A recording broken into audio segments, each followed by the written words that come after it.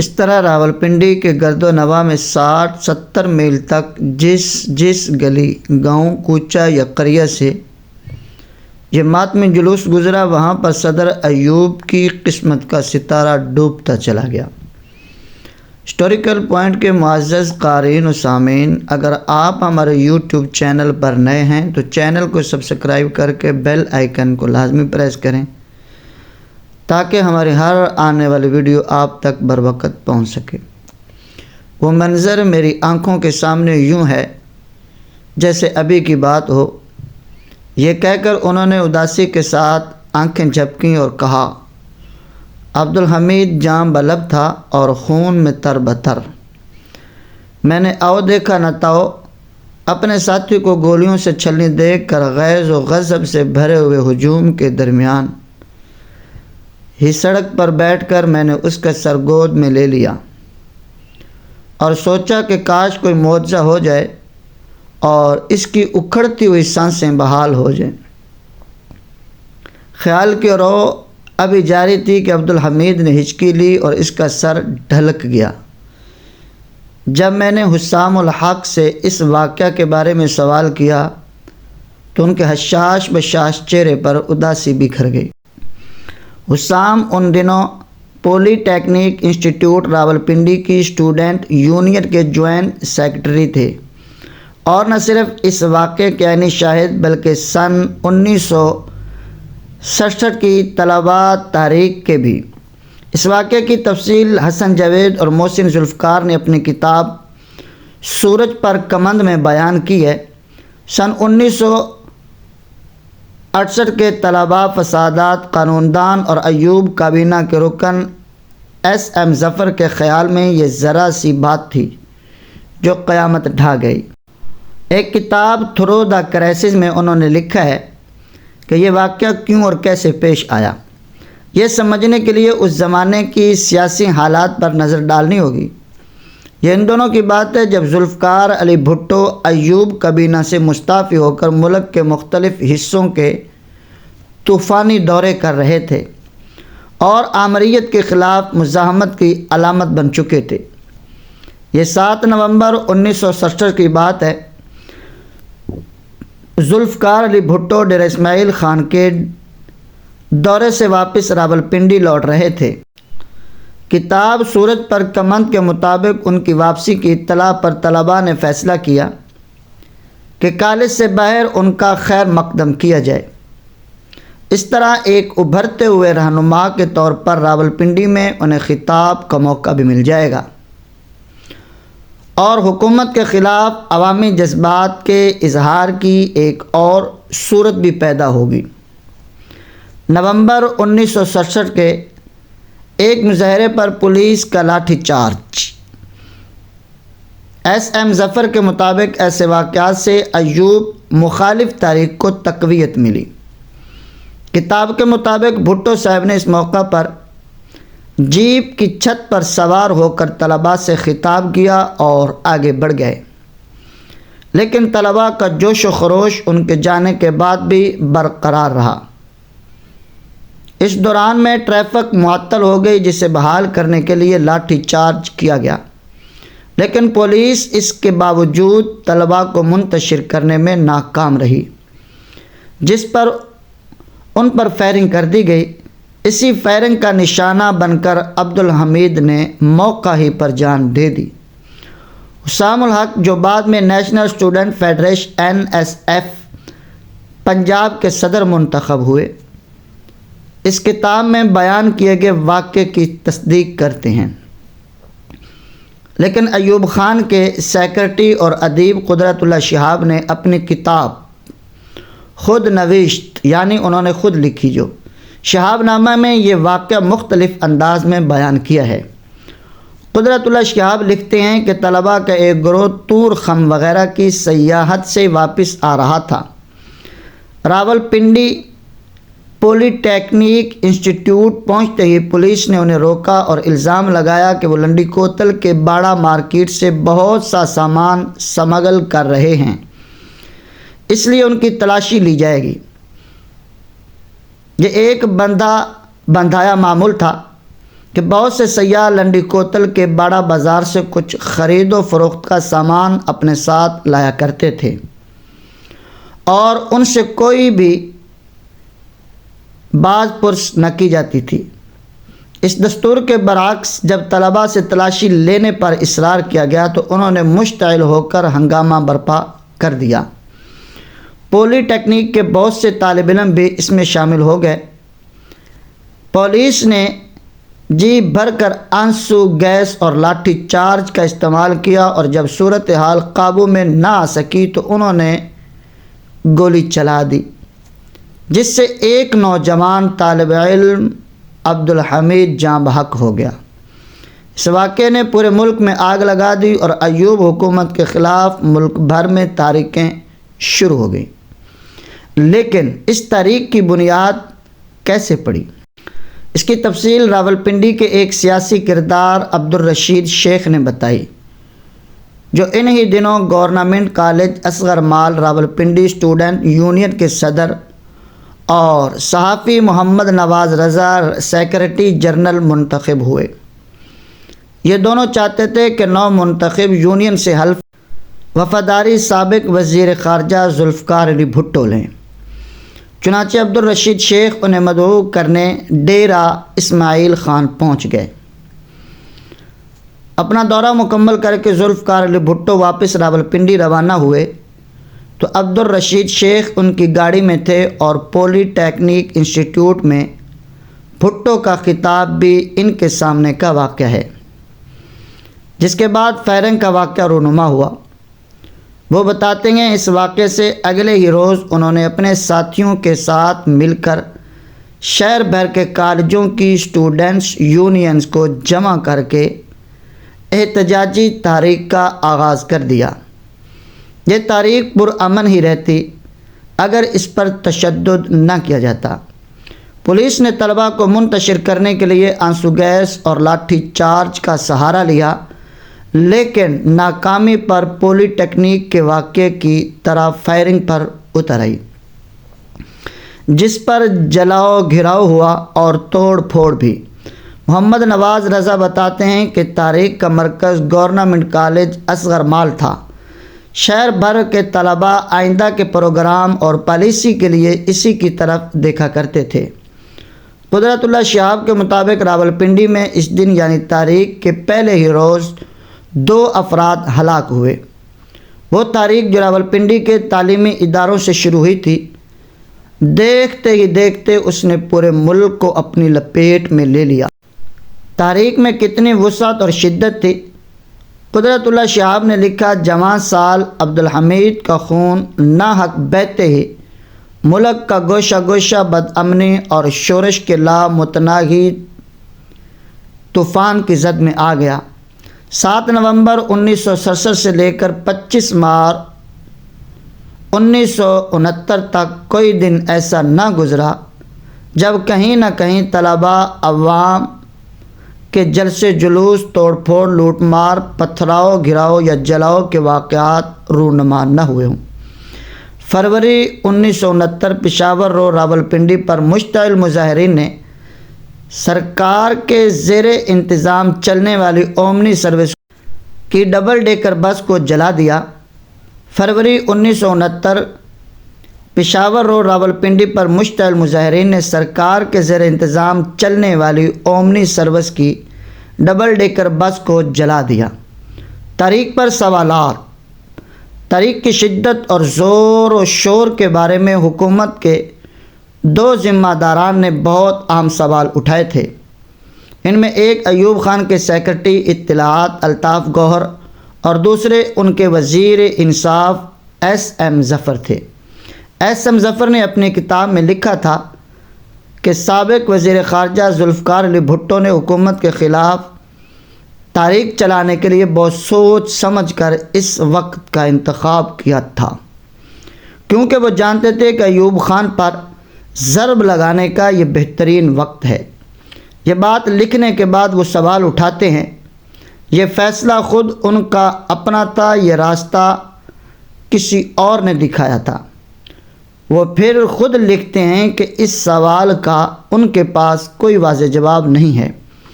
اس صورتحال کے بارے میں الطاف گوہر کی حیرت بھی ایس ایم ظفر سے مختلف نہیں، لیکن ان کے سوال اور اس میں ظاہر کیے گئے امکانات میں زیادہ وسعت ہے۔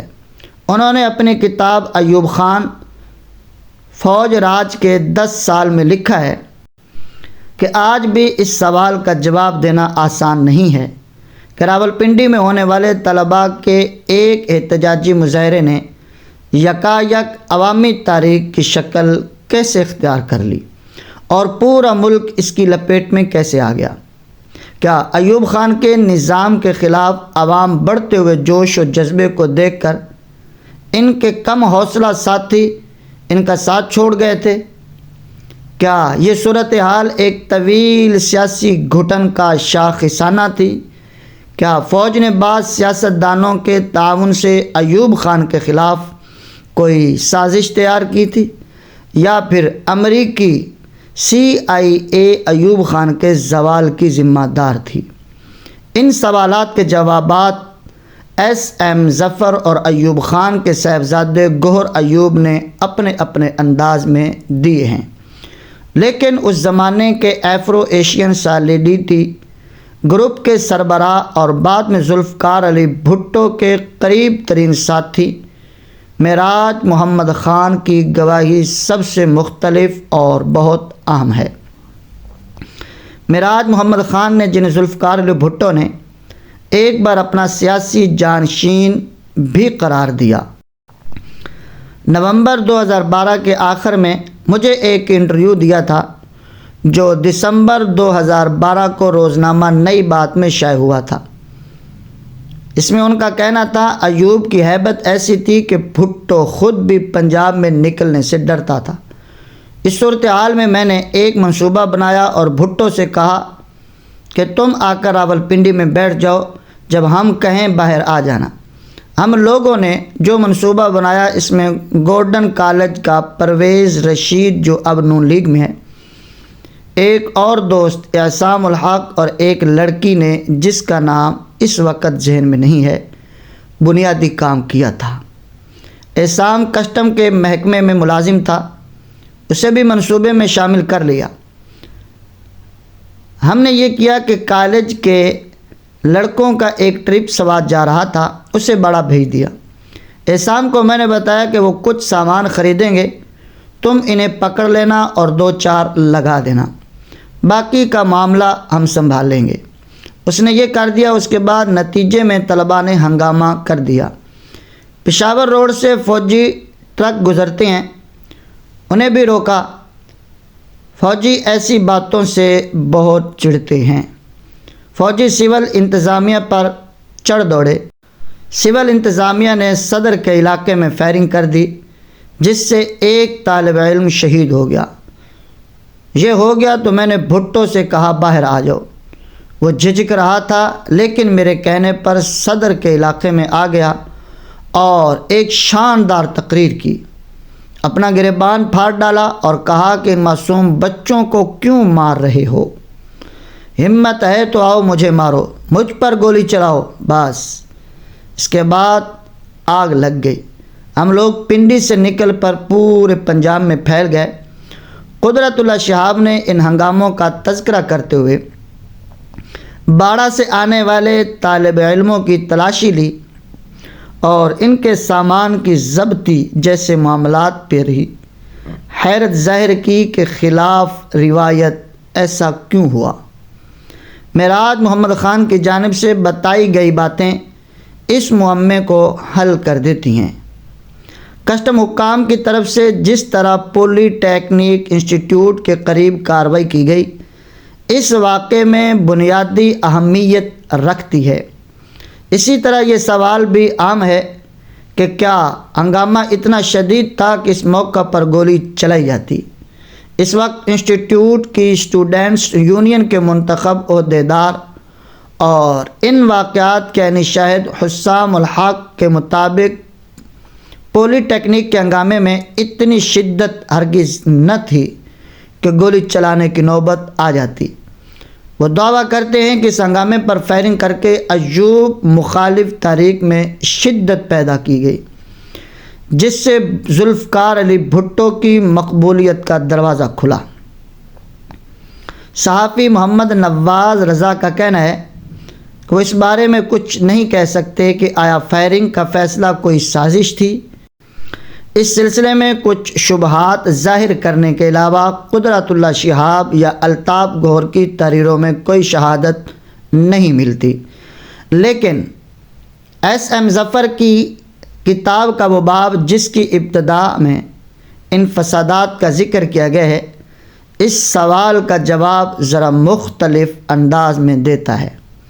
انہوں نے لکھا ہے کہ اپریل 1967 کی بات ہے کہ راولپنڈی کے ایک ہوٹل کی راہداری سے گزرتے ہوئے مسٹر زیڈ اے بھٹو نے مجھ سے کہا کہ اگلے اکتوبر یا نومبر میں یہ ملک خون میں نہائے گا۔ اس غیر معمولی انکشاف پر ایس ایم ظفر اپنے رد عمل کے بارے میں لکھتے ہیں کہ میں نے یعنی بھٹو سے بالکل نہیں کہا کہ وہ اپنے انکشاف کی وضاحت کریں، کیونکہ میں جانتا تھا کہ وہ طلباء کی اس ممکنہ بدامنی کی بات کر رہے ہیں جو اکتوبر میں کالج کھلنے کے بعد متوقع ہو سکتی تھی۔ انتظامیہ کا کردار گولڈن کالج راولپنڈی سے نکلنے والے طلباء کے احتجاجی جلوس کا منظر، ایوب خان کے خلاف طویل احتجاجی تاریخ کے ضمن میں مجموعی طور پر انتظامیہ کا کردار کیسا تھا؟ قدرت اللہ شہاب نے اس سوال پر روشنی ڈالی ہے۔